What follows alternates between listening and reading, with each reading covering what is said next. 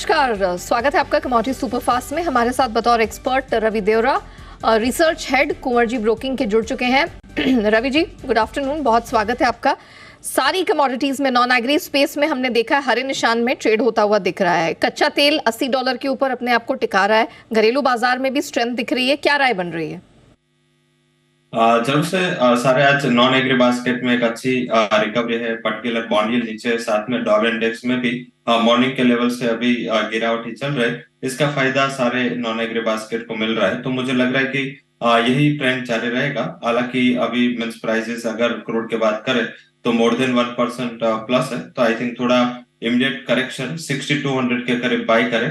Stop loss लगा सकते हैं 6140 का, और 6300 तक के लेवल की आपको उम्मीद करनी चाहिए। शायद सेकंड हाफ जैसे ये सीपीआई के कोर्ट प्राइस के इन्फ्लेशन के डेटा आएंगे और पीसी प्राइस के डेटा आएंगे, उसके बाद मेरे हिसाब से थोड़ा ट्रेड होगा, वो सबड्यूड होगा, बट उसकी तब मुझे वोलेटिलिटी का एक्सपेक्टेशन लग रहे हैं। और शॉर्ट टर्म में जब तक सप्लाई की दिक्कत है, क्रूड के प्राइसेस फर्म बने रहेंगे।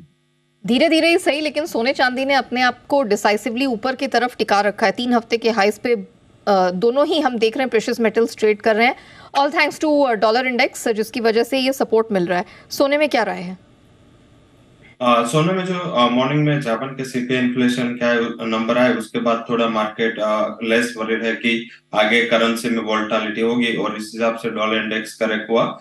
सेकंड जो पॉजिटिव फैक्टर ये है कि आज जो कोर पीसी प्राइस इंडेक्स के डेटा है उसमें अनचेंज 0.2% के सामने 0.2% की ही उम्मीद है। और जब डेटा आएगा तब वर्ल्ड में बड़ी इकोनॉमी में सिर्फ यूएस ही ओपन होगा, तो मेरे हिसाब से ये डेटा का ज्यादा इम्पेक्ट नहीं होगा। साथ में फेड की जो मीटिंग है उसके पहले और एक कोर पीसी प्राइस इंडेक्स जनवरी में दिसंबर के आएंगे, तो मेरे हिसाब से इतना ज्यादा सिग्निफिकेंस नहीं होगा।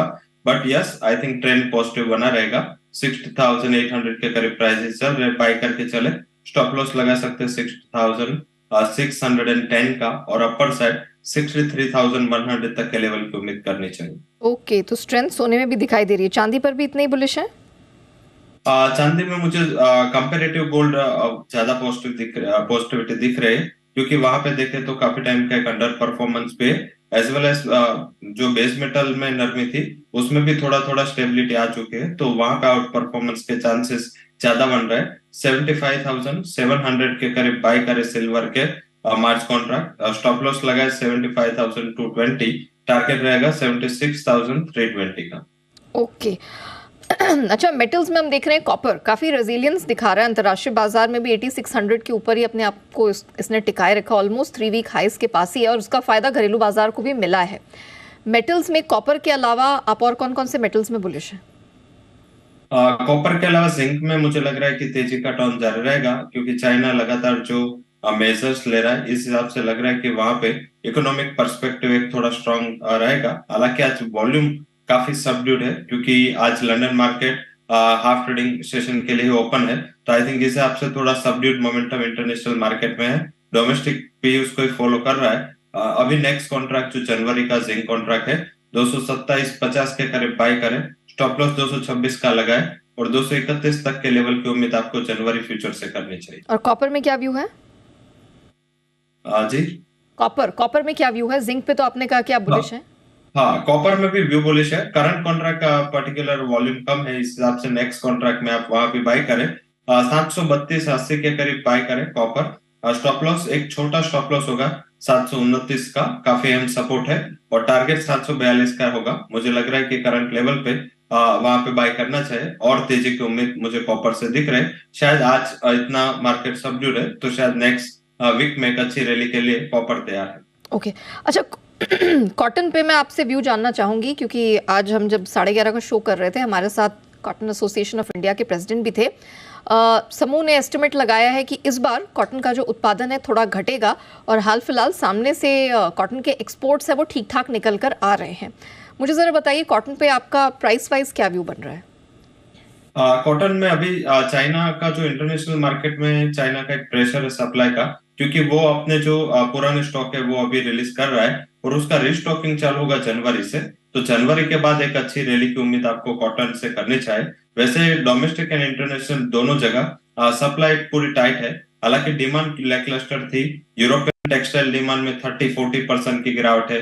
यूएस में भी आप देखें तो वहां भी एक गारमेंट डिमांड के डेटा थे, उसमें भी 25-26% का फॉल है। तो इतना बड़ा फॉल है, इस हिसाब से वहां पे डिमांड निकल के नहीं आ रही थी। हालांकि मुझे लग रहा है कि जो चाइनीज लूनार है उसके पहले वो रिस्टॉकिंग करेगा, उसके एक अच्छी डिमांड आपको घरेलू मार्केट एंड इंटरनेशनल मार्केट में देखने को मिलेगी। और इस हिसाब से मेरा एक्सपेक्टेशन है कि कॉटन आपको यहाँ पे से 57,800 तक के लेवल दे सकता है। 56,000 के करीब प्राइस चल रहा है, बाय करें, स्टॉप लॉस लगाए 55,420 का, और आपको 57,800 तक के लेवल की उम्मीद करनी चाहिए।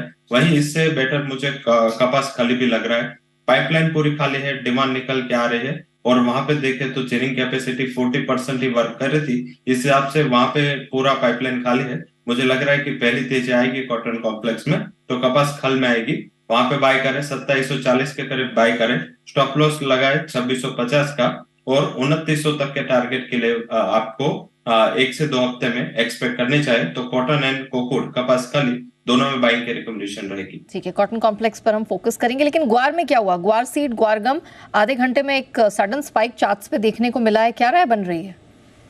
वहां पे तेजी की उम्मीद है। मैंने अगले शो में बताया था कि 20 तारीख जैसे ही उसका मंथ के डिलीवरी का प्रेशर खत्म होगा और जैसे एक्सपायरी खत्म होगी, एक अच्छी रिकवरी देखने को मिलेगी 200 पॉइंट की गुआर सीड में, एंड करीबन 450 पॉइंट की गुआर गम में रैली आई है। मुझे लग रहा है कि तेजी जारी रह सकते हैं। 5550 के करीब गुआर सीड बाय करें, स्टॉप लॉस लगा ले 5500 के करीब, टारगेट 5640 का रहेगा, और गुआर गम में भी 10,980 10,990 के करीब बाय करें, स्टॉप लॉस 10,800 का लगाए, और टारगेट गुआर गम में रहेगा 11,300 का। तो मुझे लग रहा है कि गुआर गम एज वेल एज गुआर सीड दोनों में करंट लेवल से भी बाय हो सकता है। ऑलराइट, चलिए, तो ये राय बनती हुई एग्री और नॉन एग्री स्पेस में। Thank you so much Ravi ji हमारे साथ जुड़ने के लिए, बताने के लिए कि पूरे कमोडिटी मार्केट में कहां कहां कमाई के मौके हैं। इसी के साथ कमोडिटी सुपरफास्ट को यही रैप अप करते हैं, लेकिन आपको बने रहना है जी बिजनेस के साथ।